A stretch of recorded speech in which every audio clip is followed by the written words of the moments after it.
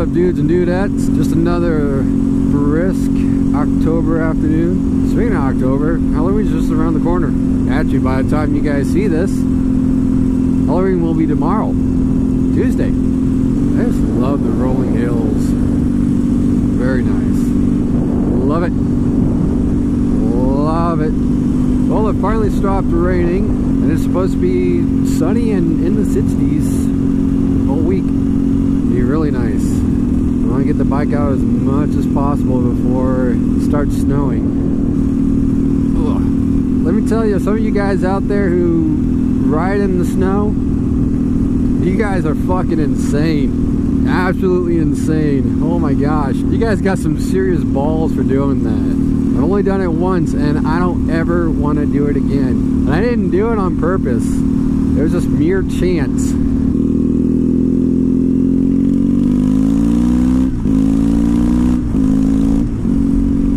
This is how I rode in the snow unintentionally. It all started about almost 1 year ago. We're almost 1 year to the date. I was living in West Washington at the time. Everyone in Washington knows the west side of Washington, it gets cold, yes, but it's typically wet and cold, and that's about it. And yeah, it does get icy over there, but typically in December, it remains in the upper 30s, lower 40s, sometimes even, 50s. And so I kept an eye on the weather because I'm one of those guys who, any chance I can get, I'm gonna take the bike out, even if it's cold, freezing. I've done it several times actually, where I've ridden in weather I probably shouldn't have, but actually probably way more than several times. So I checked the weather, and it said it was not supposed to get below 45. And so I decided I was going to take the bike out. I was going to go hang out with some buddies, have a beer, and just, have a good time. It's probably about, 9, maybe 10 o'clock. And everyone's starting to leave. We all go home, and I was at my buddy's apartment. He lives on a hill. And of course, this thought never occurred to me. Since the hill is exposed more so to wind and weather, it was basically getting a cold front. A very cold front, as a matter of fact. That area had developed some black ice. Not to mention the sand and the salt had accumulated into the center of the road. I get to the exit of my buddy's apartment, no traffic, none whatsoever. I leaned over like this to turn left. Next thing I know, my back tire slips out and I go knee first into the road. Thankfully, I was probably going no more than like 15-20 miles an hour for a turn like that anyways. I was doing everything I could to be cautious. It just happened.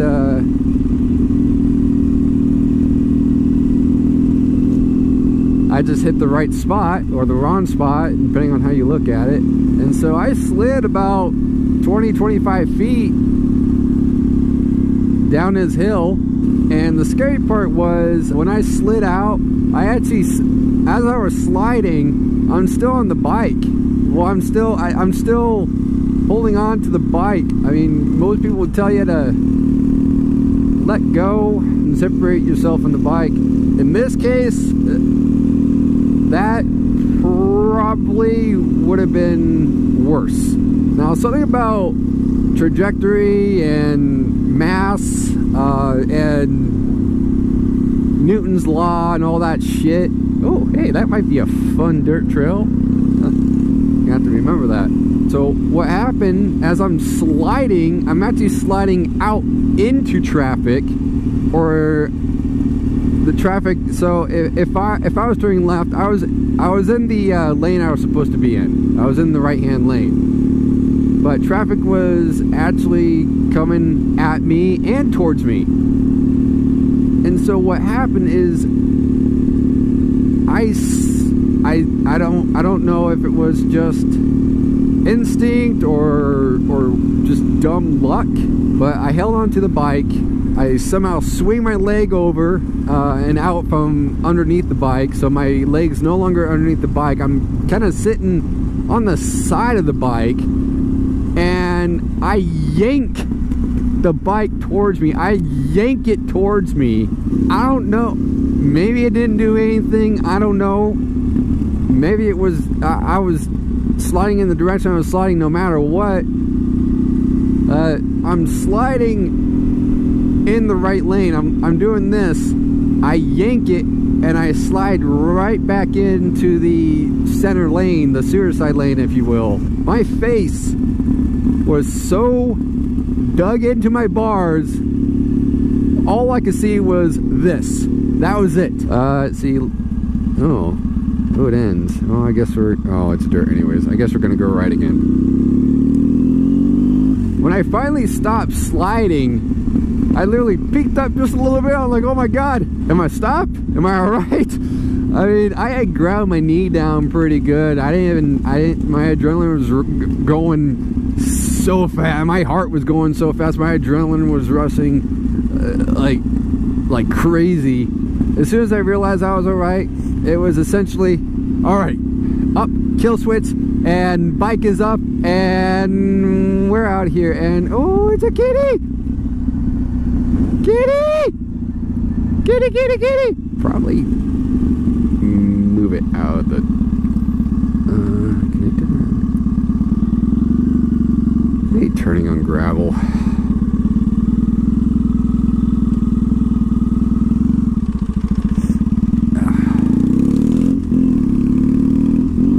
I mean, I thought it was weird that cat didn't move. Oh, of course. No, it's on the other side now. It's gonna cross the road.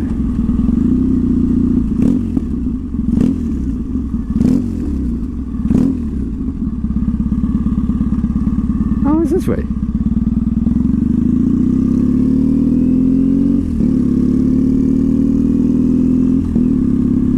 Ooh, twisties. Back from being distracted by the cat, or the stray cat. Stray Cats. Good band. Literally, that happened all within like 45 seconds of itself. I slid, I stopped sliding, got up, turned the bike off, picked up the bike. I went to put the bike in gear. I hit the shift lever and it just flopped. And I realized my shifting column or shift lever had separated from the shift rod. So I wait until traffic clears. I run the bike to the next parking lot, which is right in front of me, and I put the bike on its kickstand. Finally, you know, took a deep breath and went, whew, okay. That's when I finally looked down and I looked at my knee and it was just red. I couldn't feel anything because my adrenaline was still going, but it was just red. I'm gonna call my buddy, tell him what happened, just in case. And so I gave him a call. He asked if I needed a ride back home, and I said no. I think I can make it home just fine. And of course, any normal person would probably say, yeah, give me a ride home. I just, you know, slid, my knee hurts, and I'll just pick this thing up tomorrow.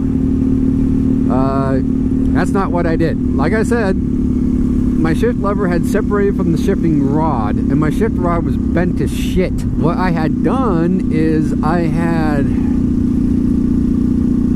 rolled the bike back into backed it out into the parking lot, and so I had some space. Got on the left side, brought the bike up on my right shoulder, and had, well, my normal clutch hand holding the clutch in. My right hand is basically forcing the bike into second gear as I'm pushing the bike forward. So I got the clutch in, I'm rolling the bike forward with this hand, holding it up with my right shoulder and popping it into second with my right hand. And I limp it back home. I rode about 20 minutes in second gear all the way home. I just kept it at like 25-30 miles an hour, because if I go to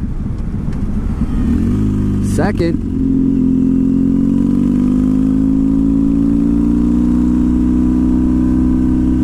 This is about what I was doing all the way home. 35 at the most.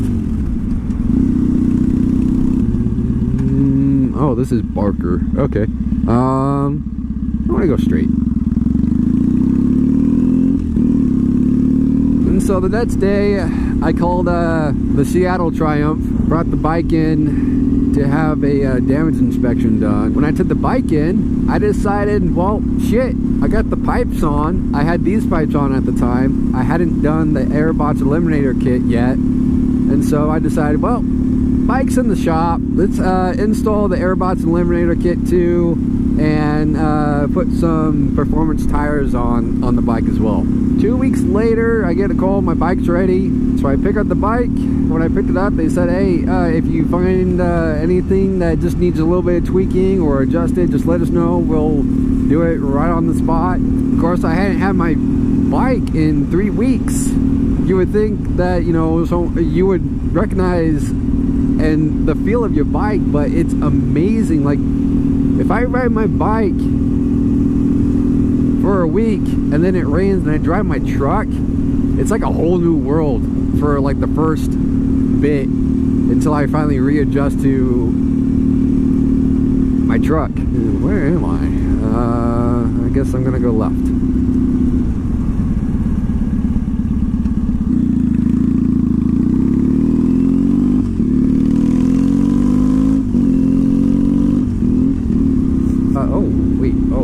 Street. When they adjusted the clutch, I think they adjusted the clutch so the clutch felt a little weird to me. I got used to it, but it rode fine. I mean, it rode good, actually, really good.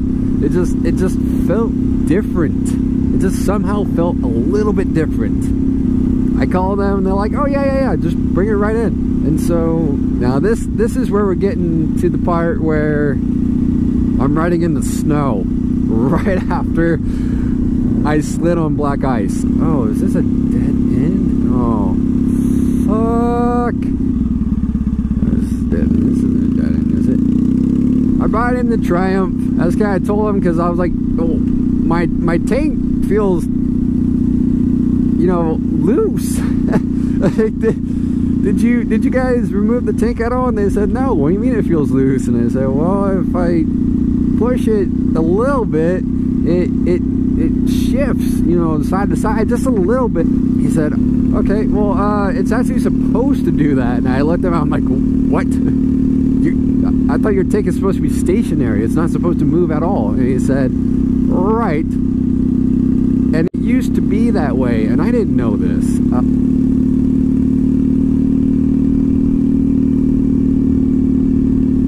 I did know that things were supposed to be stationary. They weren't supposed to move.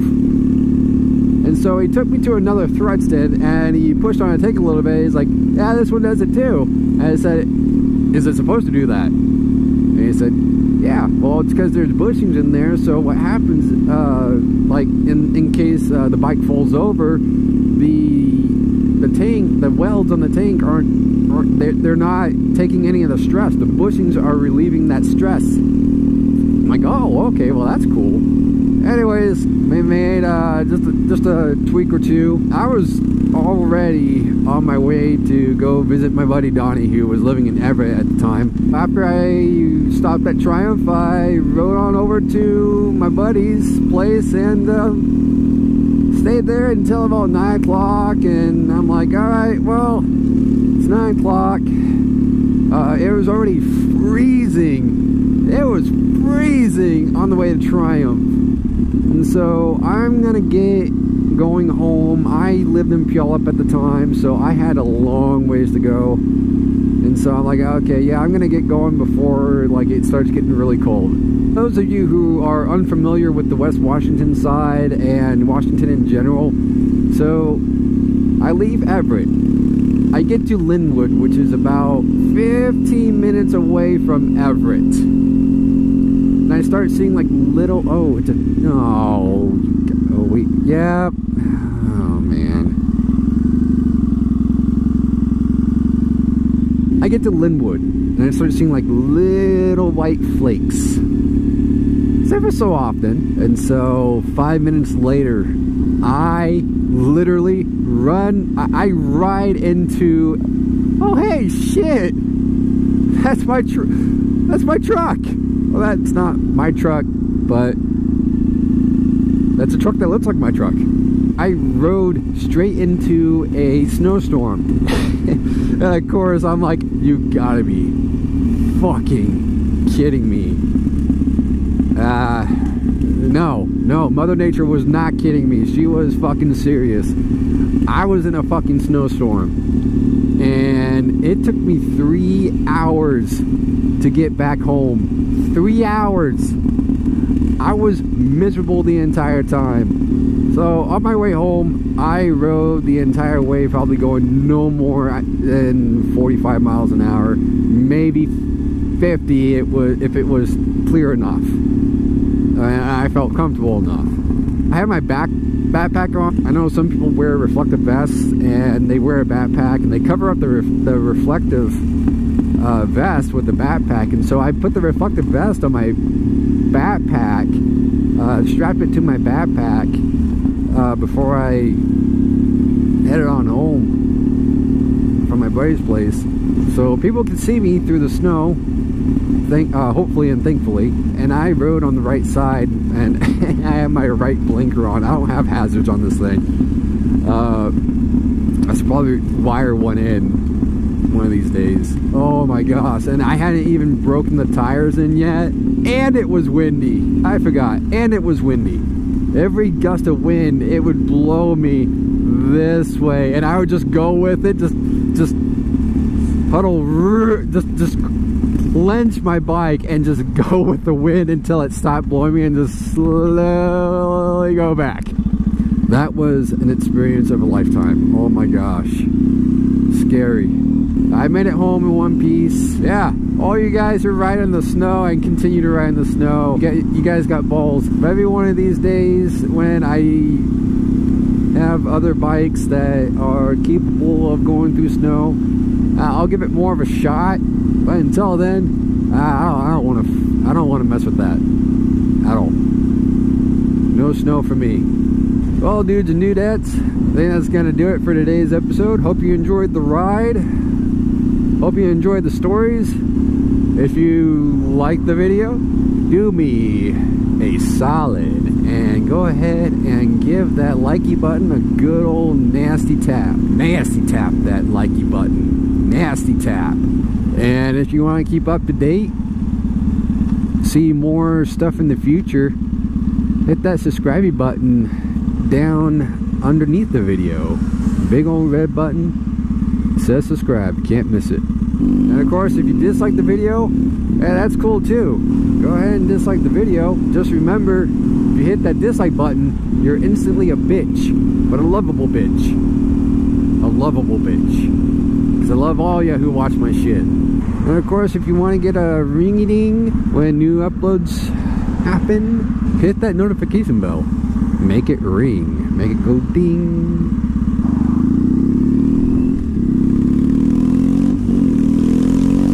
It's a four-way? Oh, it is a four-way. Alright, dudettes. I'll see you next week. Happy Halloween, guys. Have fun.